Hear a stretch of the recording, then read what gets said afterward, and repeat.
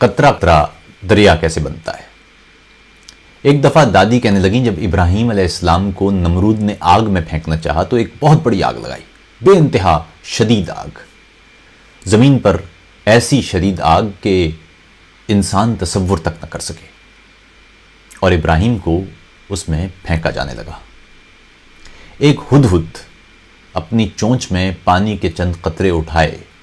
اڑتا اور جا کر اس آگ پر پھینک دیتا، پھر اڑتا اور پھر ویسا ہی کرتا۔ چند پرندوں کو اس کا یہ عمل فقط بے وقوفی معلوم ہوا کہ اتنی بڑی آگ جس پر یہ چند قطرے پانی گرانے سے کچھ حاصل نہیں ہو سکتا، مگر یہ ہدہد اپنی بے وقوفی سے باز آنے پر تیار نہیں۔ ایک نے تو بالآخر پوچھ ہی لیا کہ یہ آگ اتنی بڑی ہے اور تم کتنے بے وقوف ہو کہ یہ سمجھ رہے ہو کہ تمہارے یہ چند قطرے اس آگ کو ٹھنڈا کر دیں گے۔ تو ہدہد بولا، مجھے بھی معلوم ہے کہ میری چونچ سے گرنے والے پانی کے یہ چند قطرے، حقیر قطرے، اس آگ کو ٹھنڈا نہیں کر سکتے، مگر جب یہ آگ ٹھنڈی ہو جائے گی تو ایک فہرست بنے گی، اس میں ایک طرف آگ لگانے والوں کے اور دوسری طرف آگ بجھانے والوں کے نام لکھے ہوں گے، اور مجھے یقین ہے کہ میرے عمل سے آگ بجھانے والوں کی فہرست میں کہیں نیچے ہی صحیح میرا نام ضرور ہوگا۔ یہ واقعہ من گھڑت ہے یا سچا، کہانی ہے یا فسانہ، اس بات سے قطع نظر اس کا پیغام اہم ہے۔ مجھے بھی کچھ روز سے ٹی وی پر سر عام پروگرام کرنے والے اقرار الحسن سید کا سوشل میڈیا پر ایک انیشیٹو دکھائی دے رہا ہے، جس میں وہ اپنے مداحوں سے کہہ رہے ہیں کہ وہ پاکستان میں کسی ایک بچے کی تعلیم کا ذمہ لیں۔ ظاہر ہے ملک کے ہر بچے کی پہنچ تعلیم تک یقینی بنانا فقط ریاست کی ذمہ داری ہے، اور افراد چاہے جتنی بھی کوشش کر لیں وہ ملک سے جہالت یا ناخواندگی کا خاتمہ نہیں کر سکتے، مگر یہ بات بھی طے ہے کہ اس سلسلے میں بھی دو فہرستیں بننا ہیں، ایک ان لوگوں کی جو قوم کے بچوں کو جاہل اور ناخواندہ دیکھنا چاہتے تھے، اور دوسرے وہ جو ان بچوں کو سوچیں اور خواب سونپنا چاہتے تھے، جو چاہتے تھے کہ یہ بچے پڑھیں، جو انہیں مستقبل دینا چاہتے تھے، یا جو انہیں ہنرمند بنا کر معاشی طور پر اس جگہ پر دیکھنا چاہتے تھے جہاں کم از کم ان کی اگلی نسل بہتر تعلیم حاصل کر سکے۔ اقرار الحسن کا یہ اقدام یقیناً اس ہدہد کی چونچ میں دھرے پانی کے چند قطروں سے زیادہ اہم نہ ہو جو جہالت کی اس وسیع آگ پر گرایا جا رہا ہے یا گرائے جا رہے ہیں، مگر فہرست پھر بھی بننا ہے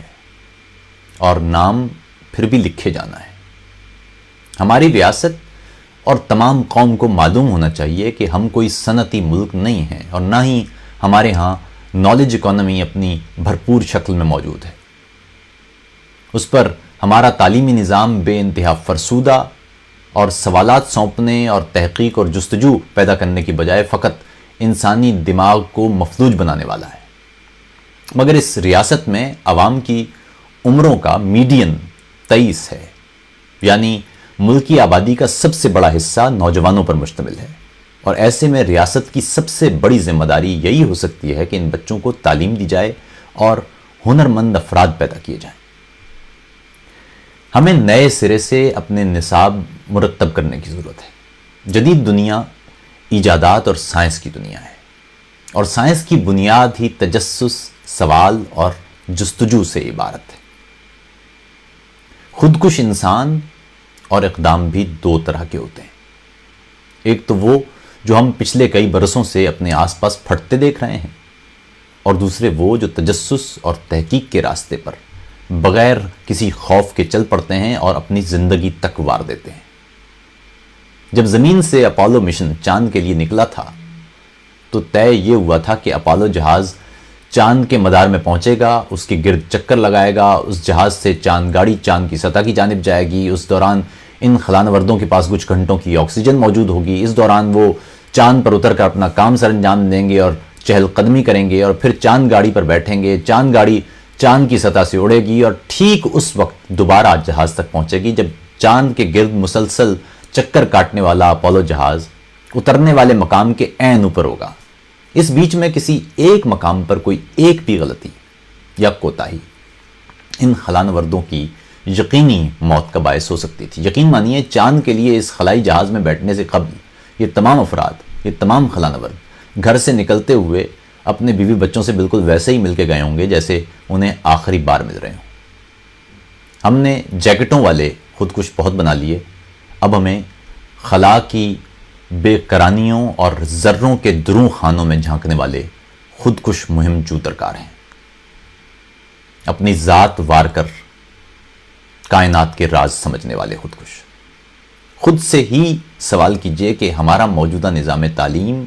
اور نصاب تعلیم کس طرح کے اذہان یا افکار پیدا کر سکتا ہے؟ کیا اس نظام سے کوئی آئنسٹائن، کوئی نیلز بوہر، کوئی سٹیفن ہاکنز، کوئی گیلیلیو یا ڈارون پیدا ہو سکتا ہے؟ ہمارا نصاب تو کئی مقامات پر سائنس سے ہی متصادم ہے، اور سائنس کے بھی حقائق سے، قوانین سے۔ اس کائنات کے چھپے راز کھوجنے کے لیے اپنی جان جوکھوں میں ڈالنا ایک روحانی عمل ہے، اور اس کی اساس فقط تعلیم بلکہ معیاری تعلیم سے وابستہ ہے۔ بہتر اور معیاری تعلیم تک پہنچنے کے لیے بھی ہمیں افراد کی معاشی حالت کو بہتر بنانا ہوگا، اور اس کے لیے بھی تعلیم ہی درکار ہوگی۔ حدود کی چونچ میں موجود پانی کی طرح کے یہ قطرے اقرار الحسن اور ان جیسے بہت سے افراد کا شکریہ ادا کرنے کے لیے ہماری جانب سے کافی ہیں۔ شکریہ ان تمام لوگوں کا جو ملک میں بچوں کو اسکول بھیجنے پر کم از کم سوچ رہے ہیں اور اپنی جانب سے اپنے سے ہی کوئی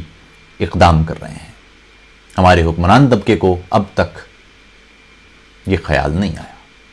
مگر کم از کم انہیں تو یہ ادراک اور احساس ہے کہ ہمارے بچوں کو ہر حال میں اسکول جانا چاہیے۔ ہم 21ویں صدی کے چیلنجز کا مقابلہ ناخواندہ قوم کے ساتھ نہیں کر سکتے۔ اقبال کا کہنا تھا، تجھے آبا سے اپنے کوئی نسبت ہو نہیں سکتی کہ تو گفتار، وہ کردار، تو ثابت، وہ سیارہ، گنوا دی ہم نے جو اسلاف سے میراث پائی تھی، سریا سے زمیں پر آسمان نے ہم کو دے مارا۔ حکومت کا تو کیا رونا کہ وہ ایک عارضی شے تھی، نہیں دنیا کو آئین مسلم سے کوئی چارہ، مگر وہ علم کے موتی کتابیں اپنے آبا کی، جو دیکھیں ان کو یورپ میں تو دل ہوتا ہے سی پارا۔ اقرار الحسن اور پاکستان میں تعلیم کے میدان میں کام کرنے والے تمام افراد کو بے انتہا خراج عقیدت، خراج تحسین۔ آپ لوگوں کا بہت شکریہ کہ آپ نے کم از کم یہ محسوس کیا کہ تعلیم کتنی اہم ہے، اور ہم اپنی قوم کو تعلیم یافتہ بنائے بغیر اس دنیا کے چیلنجز سے نہیں نمٹ سکتے۔